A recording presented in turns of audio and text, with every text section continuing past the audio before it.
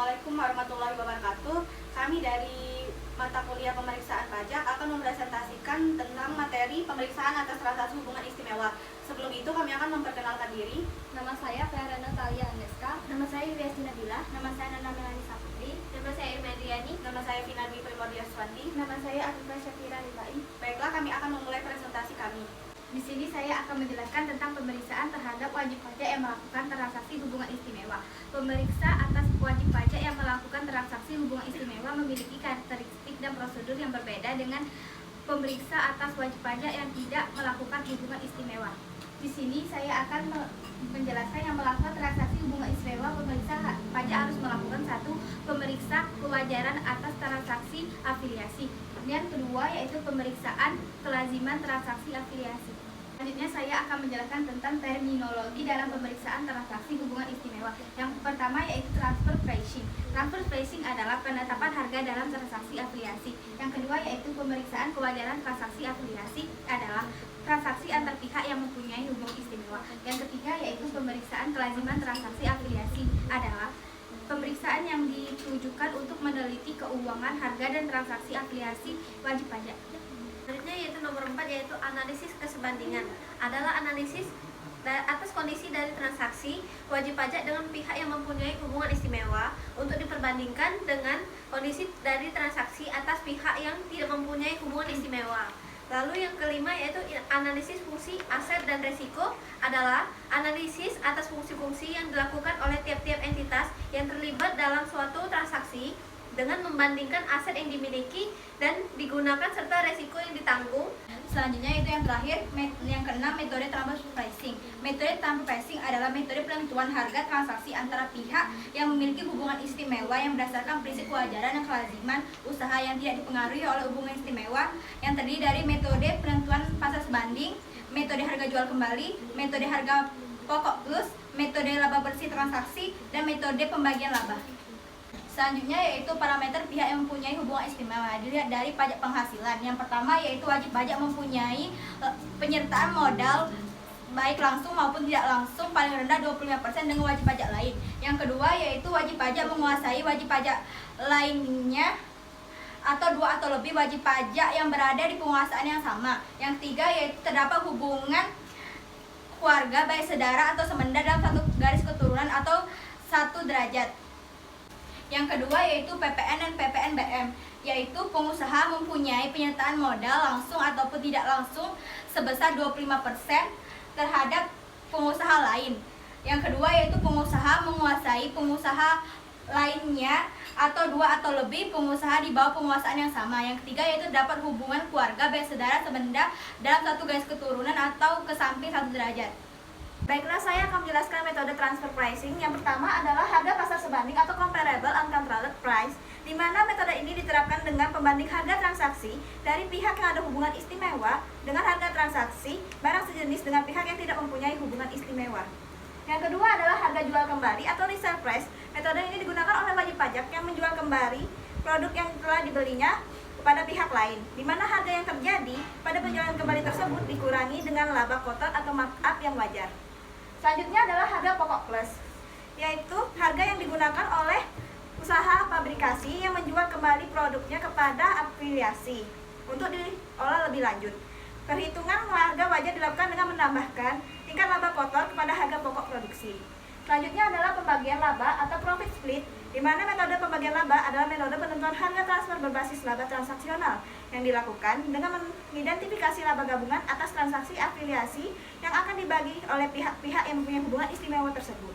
Yang terakhir adalah metode laba bersih transaksi atau transaksional net margin, yaitu metode yang menentukan harga transfer dengan membandingkan persentase laba bersih operasi terhadap biaya penjualan, aktiva atau dasar lainnya atas transaksi antar pihak-pihak yang tidak mempunyai hubungan istimewa, dengan persentase laba bersih operasi yang diperoleh atas transaksi sebanding dengan pihak lain yang tidak mempunyai hubungan istimewa.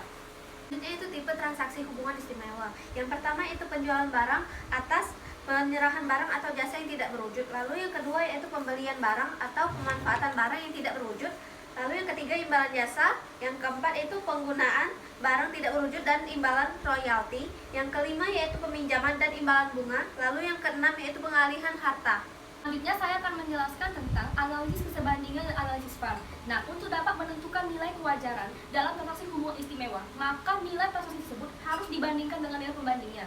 Namun, sebelum dilakukan pembandingan hasil transaksi dalam penerapan prinsip kewajaran, maka terlebih dahulu harus dilakukan perbandingan kondisi transaksi afiliasi dengan kondisi transaksi independen yang akan dijadikan sebagai pembandingnya.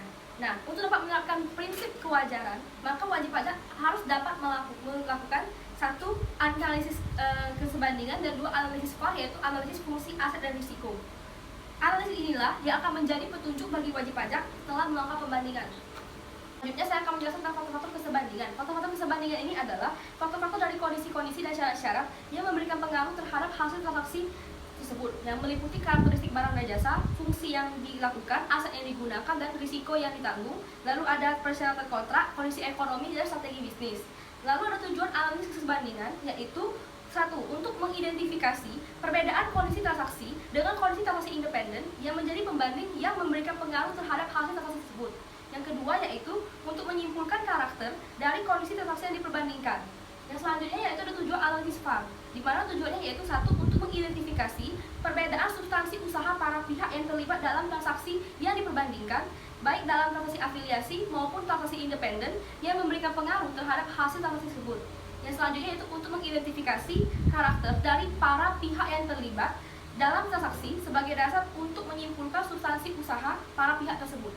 Yaitu data pembanding. Yang pertama yaitu komersial database, yang kedua yaitu unsur brosur dan majalah bisnis dan ekonomi. Lalu yang ketiga yaitu data harga pasaran atau harga patokan dari regulator atau otoritas.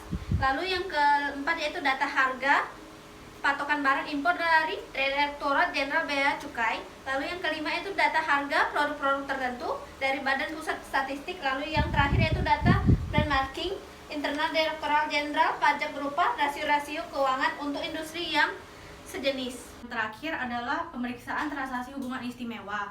Nah, jadi yang akan dilakukan oleh pemeriksa pajak itu berupa hal-hal berikut. Yang pertama, mempelajari SPT dan berkas data wajib pajak. Ini bertujuan untuk menentukan keberadaan transaksi antara wajib pajak dengan pihak terafiliasi. Jadi dokumen yang dijadikan instrumen untuk menentukan keberadaan transaksi afiliasi itu dapat ditemukan dalam SPT 1771 lampiran 6, lampiran khusus 3A, 3A1, 3A2, dan catatan atas laporan keuangan. Dan yang kedua adalah melakukan analisis laporan keuangan. Ini bertujuan untuk mendeteksi adanya ketidakwajaran penetapan harga transaksi. Dan yang ketiga adalah mempelajari proses bisnis wajib pajak. Ini merupakan salah satu instrumen yang akan sangat bermanfaat saat dilakukan analisis kesebandingan. Dan yang keempat adalah menentukan buku catatan dan dokumen yang akan dipinjam. Jadi buku catatan dan dokumen yang akan dipinjam dengan wajib pajak tuh berupa laporan keuangan konsolidasi yang menggambarkan satu kesatuan ekonomi dan pihak-pihak yang terkait. Dan yang selanjutnya adalah perjanjian lisensi, franchise, kredit, dan selanjutnya kontrak penjualan atau pembelian. Dan yang terakhir adalah perjanjian pembebanan biaya bersama. Kelima adalah pengujian kewajaran dan kelaziman transaksi. Ini dilakukan untuk memperoleh keyakinan atau dapat membuktikan keberadaan transaksi hubungan istimewa yang dilakukan oleh wajib pajak. Maka pemeriksaan pajak itu dapat dilakukan dengan yang pertama, meneliti analisis kesebandingan yang dibuat oleh wajib pajak, dan yang kedua adalah meneliti kesimpulan wajib pajak mengenai karakter transaksi serta membuat kesimpulan mengenai karakter transaksi afiliasi dan transaksi independen.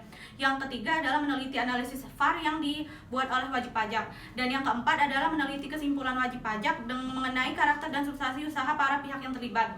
Dan yang selanjutnya adalah meneliti indikator tingkat laba yang dipilih oleh wajib pajak.